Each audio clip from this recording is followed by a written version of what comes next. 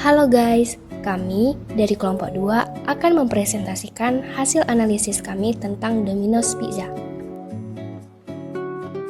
Bagaimana sih awal mula adanya Domino's Pizza? Domino's Pizza Inc. biasa disebut sebagai Domino's. Domino's adalah jaringan restoran pizza multinasional Amerika yang didirikan di tahun 1960 dan dipimpin oleh CEO Russell Weiner. Perusahaan ini berdomisili di Delaware dan berkantor pusat di Domino's Farms Office Park di kota Praja Ann Arbor, dekat Ann Arbor, Michigan. Mereka awalnya membeli sebuah restoran pizza bernama Dominick's. Namun, tak lama kemudian, James memutuskan keluar dan menjual bagiannya kepada Tom dengan imbalan sebuah mobil bekas Volkswagen Beetle. Tom kemudian menjalankan bisnis sendirian dan mengubah namanya menjadi Domino's Pizza pada tahun 1965. Domino's Pizza adalah contoh menarik bagaimana perusahaan berbasis makanan dapat bertransformasi menjadi perusahaan teknologi. Dalam beberapa dekade terakhir, Domino's tidak hanya fokus pada inovasi produk, tetapi juga mengadopsi teknologi untuk menghadirkan layanan yang lebih cepat, lebih mudah, dan lebih terhubung dengan konsumen. Nah, kita kan udah tahu awal mula adanya Domino's Pizza. Sekarang, saya ingin memberitahu bagaimana perjalanan dan pencapaian penting yang telah dialami oleh Domino's selama beberapa tahun terakhir.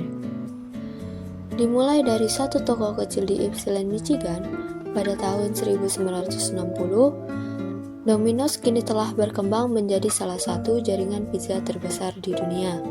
Pada tahun 1983, ekspansi internasional pertama mereka dimulai dengan pembukaan toko di Kanada dan Australia. Kemudian, karakter ikonik The Noid muncul di layar televisi pada 1986, membawa daya tarik tersendiri bagi brand ini di Amerika Serikat. Tahun-tahun berikutnya membawa inovasi pada produk. Dimulai dari handmade pan pizza di tahun 1989, dilanjutkan dengan stik roti pada 1992, dan sai buffalo pada 1994.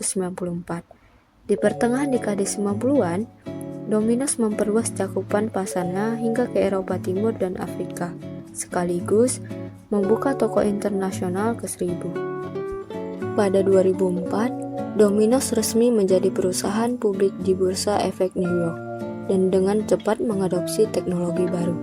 Pemesanan online pertama kali diperkenalkan pada 2007, diikuti dengan Domino's Tracker pada 2008 yang memberikan pelanggan kemampuan untuk melacak status pesanan mereka secara real time.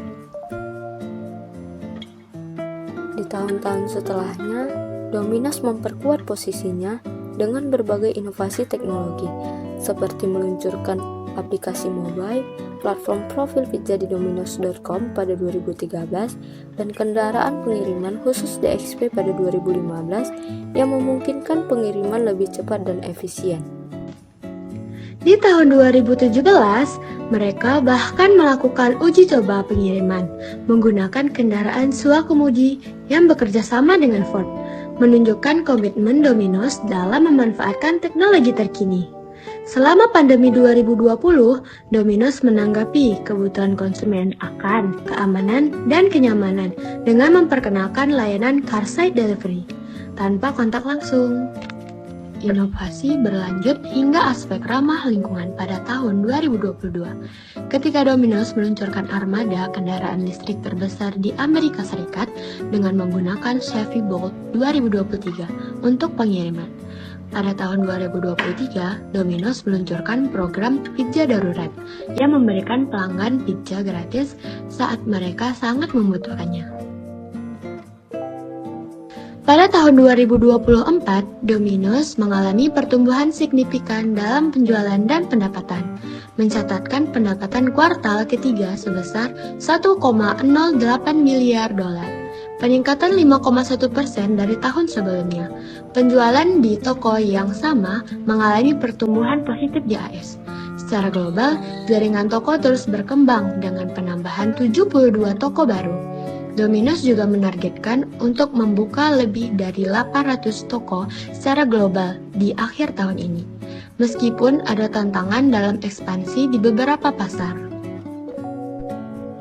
Domino's telah berkembang pesat dari awal sederhana menjadi jaringan global, berkat inovasi, berkelanjutan, dan adaptasi terhadap kebutuhan konsumen. Nah, selanjutnya, apa sih strategi yang digunakan oleh Domino's Pizza? Seperti yang sudah kita dengar, Domino's menerapkan beberapa langkah yang luar biasa untuk menarik kembali perhatian konsumen.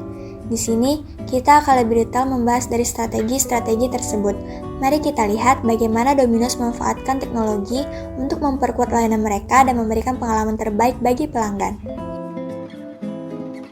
Yang pertama, kejujuran dan komunikasi. Domino's secara terbuka mengakui bahwa rasa pizza mereka kurang baik, bahkan menyatakan rasanya tidak jauh lebih baik dari kotak kardusnya. Langkah ini bertujuan untuk menunjukkan kepada konsumen bahwa Domino's menyadari kekurangan produk mereka dan berkomitmen untuk memperbaikinya.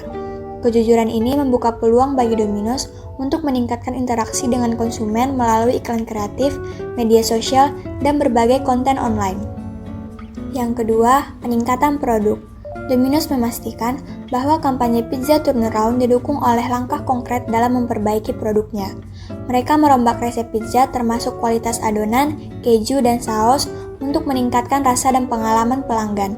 Langkah ini menunjukkan komitmen mereka dalam memberikan kualitas produk terbaik bagi konsumen. Dan yang terakhir, kemajuan teknologi. Domino's mengembangkan sistem pemesanan online dan aplikasi ponsel yang memudahkan pelanggan dalam memesan dan mengakses layanan mereka. Dengan teknologi ini, pelanggan dapat terhubung dengan outlet Domino's terdekat untuk layanan pengantaran dan take-away. Teknologi tinggi ini mendukung kecepatan dan kenyamanan dalam pemesanan, meningkatkan kepuasan pelanggan. Itulah strategi yang dipakai Domino's Pizza. Selanjutnya, saya akan memberitahu apa saja sih keunggulan dalam Domino's Pizza. Domino's Pizza unggul karena yang pertama, pengantaran cepat, yaitu layanan pengiriman yang cepat dan andal. Yang kedua, pilihan menu beragam, yaitu adanya banyak topping dan menu sampingan. Yang ketiga, rasanya konsisten, yaitu kualitas rasa terjaga di setiap cabang. Yang keempat, pemesanannya mudah, seperti sebuah aplikasi dan pelacak real time. Yang kelima, promo menarik, yaitu seperti diskon dan paket bundling yang sering ditawarkan. Berikut penjelasan dari kami, semoga teman-teman dapat mengerti ya. Thank you.